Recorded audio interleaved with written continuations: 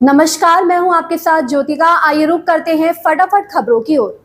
महाराष्ट्र के उप मुख्यमंत्री अजित पवार ने एकनाथ शिंदे की "मुझे हल्के में मत लो" वाली टिप्पणी पर उन पर कटाक्ष करते हुए कहा कि यह अभी भी स्पष्ट नहीं है कि उनकी टिप्पणी का निशाना कौन था। यहां 98वें अखिल भारतीय मराठी साहित्य सम्मेलन में समापन सत्र को संबोधित करते हुए पवार ने आश्चर्य जताया कि क्या शिंदे का ये कहना था कि शिवसेना यूबीटी या किसी और को हल्के में नहीं लिया जाना चाहिए। शिंदे, जिन्होंने पवार के बाद बात की, ने विस्तार से नहीं बताया और केवल इतना कहा कि मुझे हल्के में ना लें। टिप्पणी 2 साल पहले हुई एक घटना का संदर्भ भी थी।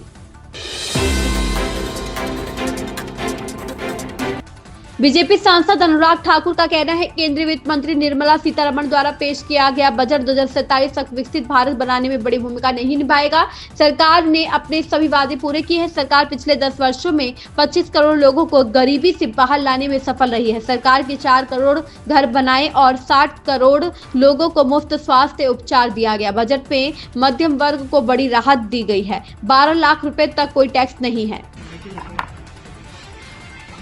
माननीय अध्यक्ष जी, माननीय सुनील जी और उपस्थित सभी मीडिया के मेरे बंधुओं,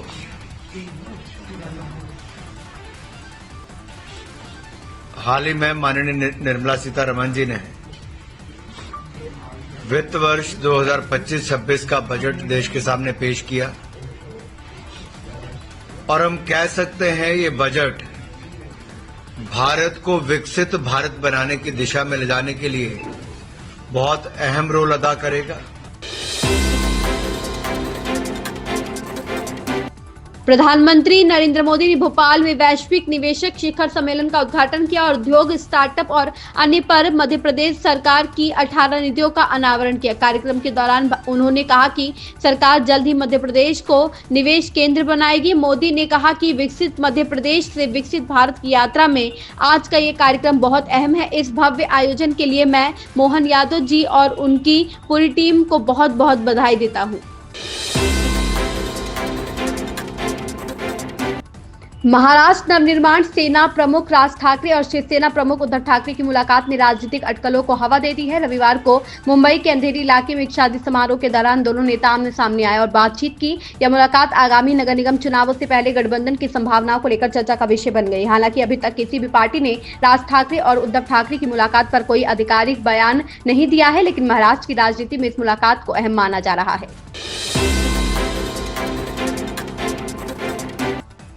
विराट कोहली के नाबाद शतक की मदद से चैंपियंस ट्रॉफी के बहुचर्चित मुकाबले में चिर प्रतिद्वंदी पाकिस्तान पर 6 विकेट से मिली जीत के बाद सोशल मीडिया पर टीम इंडिया और विराट की जमकर तारीफ की जा रही है। क्रिकेटरों से लेकर राजनेताओं तक और विभिन्न क्षेत्रों की जानी मानी हस्तियों ने विराट की तारीफों के पुल बांधे हैं, जिन्होंने वनडे क्रिकेट में 51वां शतक जड़कर टीम को जीत दिलाई। एक्स पर कई प्रमुख हस्तियों ने प्रतिक्रियाएं दी।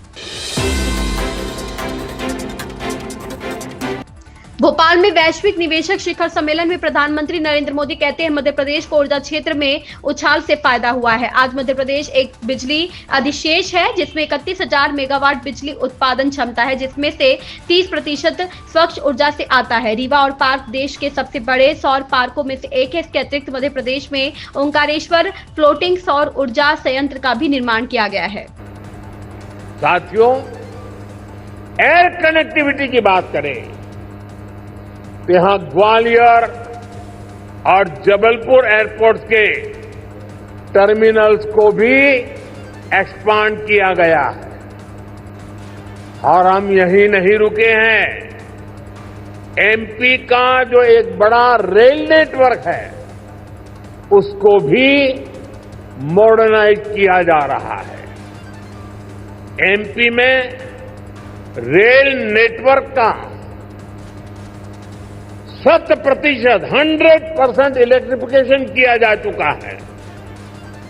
भोपाल के रानी कमलापति रेलवे स्टेशन की तस्वीरें आज भी सबका मन मोह लेती हैं।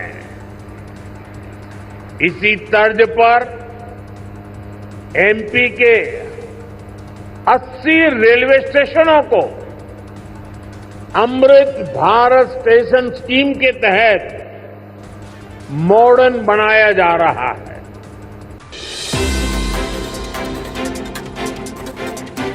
यूपी के उन राज्य कर्मचारियों को फरवरी के वेतन का भुगतान मार्च में नहीं किया जाएगा जिन्होंने अपनी संपत्ति का विवरण मानव संपदा पोर्टल में नहीं दिया है। यूपी के मुख्य सचिव मनोज कुमार सिंह ने इस संबंध में आदेश जारी करते हुए कहा कि सभी कर्मचारियों को अनिवार्य रूप से 28 फरवरी तक अपनी चल और अचल संपत्ति का विवरण मानव संपदा पोर्टल पर दे देना है। प्रदेश में जिन भी कर्मचारियों ने यह ब्यौरा नहीं दिया है उनका फरवरी माह का वेतन रोक दिया जाएगा।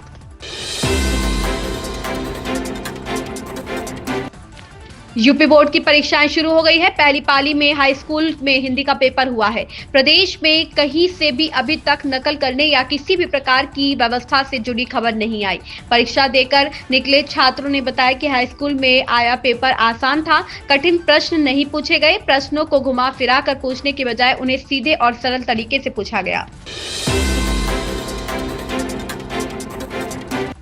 दिल्ली में नई कैबिनेट का पहला सत्र रेखा गुप्ता के विधायक के रूप में शपथ लेने के साथ शुरू होने के तुरंत बाद आतिशी और कुछ अन्य विधायकों सहित विपक्षी नेताओं ने मुख्यमंत्री कार्यालय के बाहर विरोध प्रदर्शन किया और महिला लाभार्थियों को 2500 रुपए की सहायता की मांग की थी। आतिशी ने कहा कि हमने पिछले 2 दिनों से मुख्यमंत्री से समय मांगा था, हमें 2 दिनों तक समय नहीं मिला और आज हम सत्र के दौरान मुख्यमंत्री रेखा गुप्ता जी से मिलने गए और हमने उन्हें बताया कि पहली कैबिनेट में जो वादा किया गया था, मोदी जी ने जो गारंटी दी थी, वह वादा टूट गया है, वह गारंटी झूठी साबित हुई है। फरवरी महीने की शुरुआती दिन बॉक्स ऑफिस पर लगभग सभी फिल्मों के लिए ठंडे रहे, लेकिन विक्की कौशल फिल्म छावा ने सिनेमाघरों में अच्छा प्रदर्शन कर उम्मीद की किरण जगाई। हालांकि फरवरी के आखिरी दिनों का हाल भी बेहाल नजर आया क्योंकि अर्जुन कपूर, रकुल प्रीत सिंह और भूमि पेडनेकर की फिल्म मेरे हस्बैंड की बीवी पहले दिन से ही बॉक्स ऑफिस पर सुस्त पड़ गई। वीकेंड पर फिल्मों की कमाई में सुधार आने की उम्मीद जताई गई थी। इन खबरों में बस इतना ही। बने रहिए हमारे साथ।